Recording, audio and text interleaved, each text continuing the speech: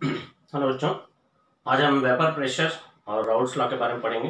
Vapour pressure के बारे में मैं आपको पहले ही बता चुका हूँ, पर इसको शॉर्ट में रिपीट करके आगे हम पढ़ते हैं। वेपर प्रेशर क्या होता है कि क्लोज कंटेनर में अगर हम लिक्विड को हीट करते हैं तो लिक्विड से गैस बनता है और गैस से लिक्विड बनता है। मान लीजिए आप इस कंटेनर में आपने पानी भरा हुआ है, तो पानी से भाप बनेगा, भाप से पानी बनेगा, मतलब वाटर से स्टीम और स्टीम से वाटर बनेगा। और एक कंडीशन आएगी कि वाटर से स्टीम और स्टीम से वाटर बनने की स्पीड सेम हो जाएगी और इक्विलिब्रियम स्टेट आ जाएगा। उस इक्विलिब्रियम स्टेट आने के बाद लिक्विड के सरफेस के ऊपर जितनी भी वेपर रहेगी वो लिक्विड के सरफेस में जो प्रेशर डालेगी वो वेपर प्रेशर होता है। कहने का मतलब ये है कि लिक्विड गैस इक्विलिब्रियम आने के बाद लिक्विड के सरफेस के ऊपर जितनी वेपर है, लिक्विड गैस इक्विलिब्रियम आने के बाद लिक्विड के सरफेस के ऊपर जितनी वेपर है वो लिक्विड के सरफेस में जो प्रेशर डालेगी वो वेपर प्रेशर है। ठीक, ये बुक में जो दिया हुआ है वो। और सिंपल वर्डिंग में अगर अपन बोलेंगे तो वेपर का प्रेशर वेपर प्रेशर है, वेपर का प्रेशर वेपर प्रेशर है कि कोई भी वेपर जितना प्रेशर लगा रहा है। अब नॉर्मली हम लोग ये बोल रहे हैं, अभी जो बोल रहा है, the pressure exerted by the vapour face in the surface of liquid, the pressure exerted by the vapour face over the surface of liquid is called vapour pressure. ये तो बुक के लैंग्वेज में हो गया। और अब हमारे दिमाग में आता है कि जब लिक्विड के सरफेस में प्रेशर लाता है तो फिर इसको धक्का क्यों पड़ता है। धक्का तो हम ढक्कन में देखते हैं, हम तो नहीं देखे आज तक कि कभी पानी में प्रेशर पड़ रहा है। प्रेशर तो ढक्कन में पड़ता है तो ढक्कन हिलने लगता है और ऊपर उड़ जाता है। तो होता क्यों? एक्चुअल में प्रेशर इसी के ऊपर पड़ता है, पर लिक्विड कंप्रेसिबल नहीं है। अब जैसे मान लीजिए मैं धक्का इसको दे रहा हूँ, मैं दीवार को धक्का दे रहा हूँ, तो क्या मैं दीवार को खिसका सकता हूँ? नहीं। तो मैं जितना ताकत दीवार को लगाऊंगा, दीवार उतनी ही ताकत से मेरे को अपोजिट फेंक गया। मैं दीवार पर धक्का लगा रहा हूँ पर मेरे को अपोजिट फेंक रहा है। तो वैसी जो वेपर रहती है वो प्रेशर लगाता है लिक्विड के ऊपर, पर लिक्विड को कंप्रेस नहीं कर पाता, तो उसका इंटरेक्शन अपोजिट होता है और ढक्कन के ऊपर उसका प्रेशर बनता है। ये तो एक नॉर्मल चीज ये है कि वेपर का प्रेशर वेपर प्रेशर होता है। अब वो कौन से फैक्टर से जो वेपर प्रेशर पर इफेक्ट डालता है? एकदम सिंपल सी बात है कि ये लिक्विड के मॉलिक्यूल हैं, ये भी लिक्विड स्टेट में है, एक दूसरे से जुड़े हुए हैं। वेपर फेज में आएंगे तो इनका ये बॉन्ड ब्रेक हो जाएगा और ये गैस स्टेट में आ जाएंगे। तो एक सिंपल सी बात है कि किसी लिक्विड को गैस बनाने के लिए मॉलिक्यूल्स के बीच के बॉन्ड को ब्रेक करना पड़ेगा। तो लिक्विड क्या हो जाएगा? गैस में कन्वर्ट हो जाएगा। उसके लिए क्या करना पड़ेगा? बॉन्ड ब्रेक करने के लिए आपको हीट करना पड़ेगा। तो जिस मॉलिक्यूल में जिन लिक्विड्स के मॉलिक्यूल में मॉलिक्यूल के बीच अट्रैक्शन ज्यादा होगा तो ऑब्वियसली उनको ज्यादा हीट करना पड़ेगा लिक्विड से गैस बनाने के लिए। जैसे एक सिंपल सी चीज है, अभी सब लोग हम लोग जान रहे हैं, जो यूज नहीं करते तो वो भी आज के डेट में अल्कोहल यूज कर रहे हैं। हालांकि ड्रिंक नहीं कर रहे हैं पर हाथ धोने के लिए यूज कर रहे हैं, पर अल्कोहल यूज कर रहे हैं। और आज के डेट में सबको मालूम है, बच्चों बड़ों सबको मालूम है कि अल्कोहल जो रहता है वो अच्छा सैनिटाइजर के लिए काम करता है। और अगर किसी सैनिटाइजर में अल्कोहल नहीं है तो सैनिटाइजर उतने काम का नहीं है। मतलब जबरदस्ती का अल्कोहल को लोग बदनाम किए हो, खैर बात की बात है। तो आपको ये मालूम है कि पानी और अल्कोहल दोनों में से कौन जल्दी उड़ जाता है? अब मेरे को बिना बताए आपको मालूम है कि अल्कोहल जल्दी वेपराइज हो जाता है। तो अल्कोहल जल्दी वेपराइज हो जाता है, इसका मतलब ये कि अल्कोहल के मॉलिक्यूल्स के बीच में बॉन्ड वीक है। भाई वेपराइज होने के लिए क्या था? जब आप अपने हाथ में डालते तब तो वो लिक्विड था, बाद में वो गैस बन गया। पहले वो लिक्विड था, बाद में गैस बन गया। तो लिक्विड से गैस बनने के लिए उनके मॉलिक्यूल के बीच जो बॉन्ड था वो बॉन्ड तो टूटा होगा ना, तो उसको तोड़ने के लिए जो एनर्जी रूम टेम्परेचर से आसानी से मिल जाती है। वैसे तो हमारे हाथ में लगा हुआ पानी भी उड़ जाता है, पर जल्दी कौन वेपराइज हो रहा है? अल्कोहल। इसका मतलब अल्कोहल के मॉलिक्यूल के जो बीच का बॉन्ड है उसकी स्ट्रेंथ कम है और वाटर के मॉलिक्यूल के बीच का बॉन्ड स्ट्रेंथ जो है वो ज्यादा हो गया। मतलब फर्स्ट पॉइंट क्या हो गया? Vapour pressure is inversely proportional to intermolecular force of attraction. अभी यही सबसे ज्यादा काम हो रहा है अल्कोहल। मेरे मार्कर में भी अल्कोहल है, अच्छी खुशबू आती है वैसे इसकी। हाँ, तो मैं आपको बात यहां पर ये बताया कि inter molecular force of attraction अगर ज्यादा होगा तो वेपर प्रेशर कम बनेगा, इसलिए मैंने इसको इनवर्सली प्रोपोर्शनल। दूसरी चीज, अब इस क्वेश्चन का आंसर आपके घर में पापा जी भी दे सकते हैं, क्योंकि पापा जी लोग भी बहुत सारा काम कर रहे हैं।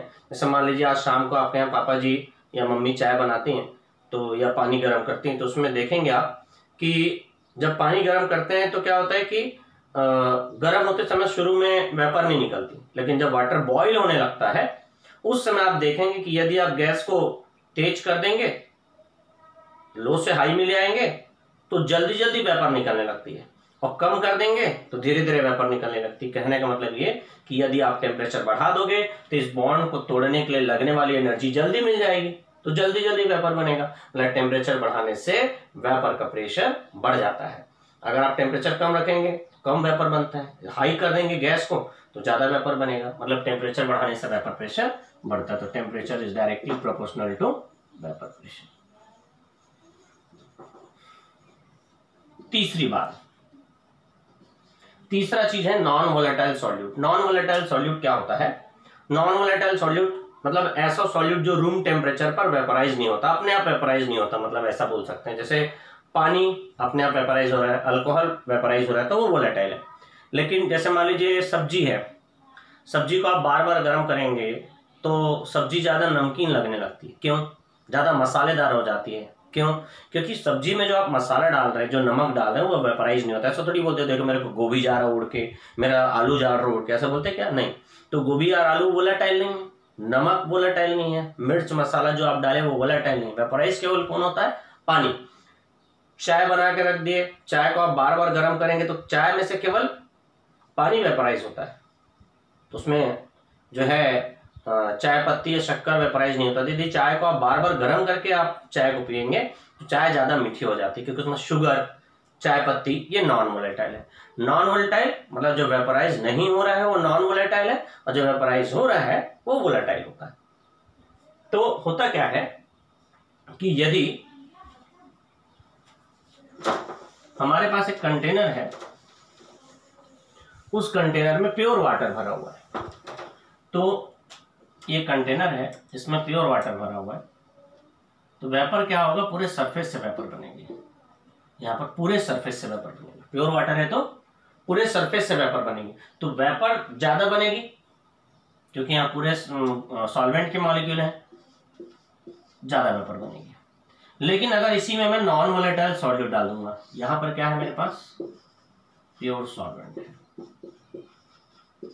और अगर इसी में मैं नॉन वोलेटाइल सॉल्यूट डाल दूं,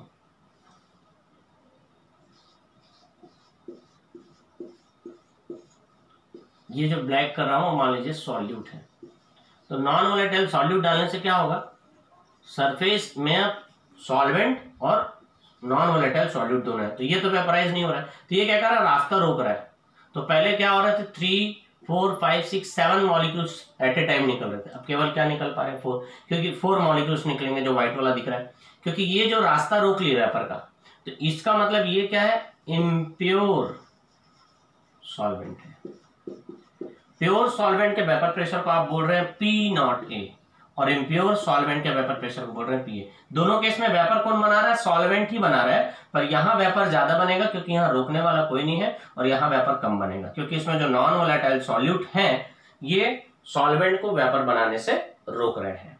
तो ये चीज मेरे को जो आपको यहाँ पर बताना था, ये बहुत इंपॉर्टेंट चीज है। इसी के बेस पर जो है राउल्ट्स लॉ होती है। तो आप लोग अभी 3 फैक्टर्स पढ़ लिए।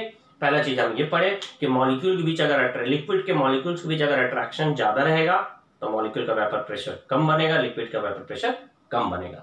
मॉलिक्यूल के बीच अट्रैक्शन ज्यादा तो वेपर प्रेशर कम।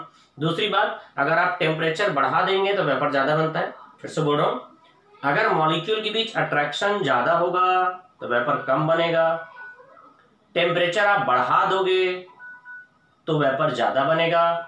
और तीसरी चीज कि यदि नॉन वोलेटाइल सॉल्यूट डाल दिया जाए तो नॉन वोलेटाइल सॉल्यूट जो रहता है सरफेस में, अगर कोई हमारे पास सॉल्यूशन है जिसमें नॉन वोलेटाइल सॉल्यूट है, तो जब आप उसको हीट करेंगे तो सरफेस में, प्योर सॉल्वेंट के केस में क्या था? सरफेस में केवल सॉल्वेंट के मॉलिक्यूल थे, पर अगर आप सॉल्यूशन में नॉन वोलेटाइल सॉल्यूट डाल दोगे तो सॉल्वेंट में नॉन वोलेटाइल सॉल्यूट डालने से अब की बार हमारे पास सरफेस में सॉल्वेंट के साथ साथ सॉल्यूट के भी, नॉन वोलेटाइल सॉल्यूट के पार्टिकल्स भी सरफेस में इकट्ठा हो जाएंगे, जिससे कि वेपर कम बनेगी, क्योंकि ये रास्ता रोक दिए हैं, पूरे सरफेस से वेपर नहीं बन रही। कुल मिला के बात यह हुआ, नॉन वोलेटाइल सॉल्यूट लिक्विड के वेपर प्रेशर को कम कर देता है। इसी के बेस पर हम आगे जो है राउल्ट्स लॉ पढ़ेंगे, वो मैं आपको नेक्स्ट वीडियो में बताता हूँ।